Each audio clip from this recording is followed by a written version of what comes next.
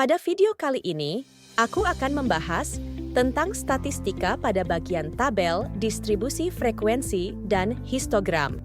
Langsung saja, yang pertama adalah tabel distribusi frekuensi. Langkah-langkah dalam membuat tabel distribusi frekuensi adalah yang pertama menentukan jangkauan. Jangkauan adalah nilai data terbesar yang dikurangi nilai data terkecil. Yang kedua, yaitu menentukan banyak kelas.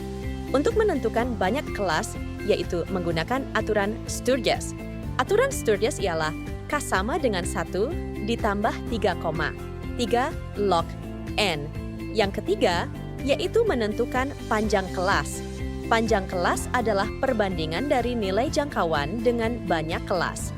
Langkah keempat yaitu menentukan interval kelas.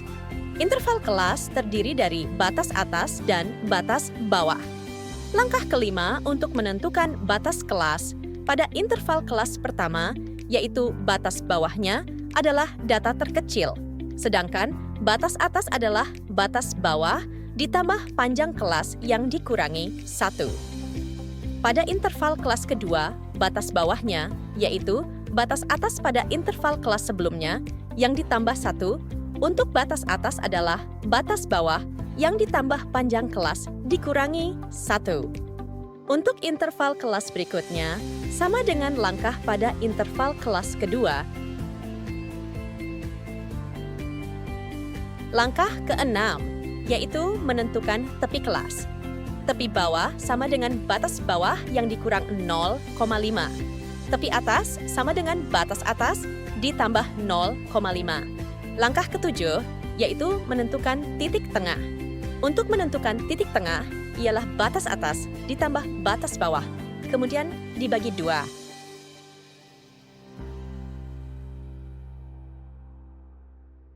Langkah ke-8, yaitu membuat tabel distribusi frekuensi.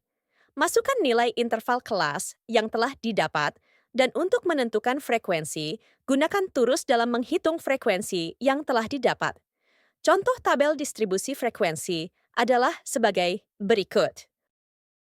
Selanjutnya, yaitu histogram. Langkah-langkah dalam membuat histogram adalah 1. Membuat sumbu X atau garis horizontal untuk kelas interval. 2. Buat sumbu Y atau garis vertikal untuk frekuensi. 3. Buat grafik batang dengan tinggi menyesuaikan frekuensi tiap kelas interval. Contoh, histogram adalah sebagai berikut, yang mana nilai ini merupakan sumbu X atau kelas interval, sumbu Y untuk frekuensinya.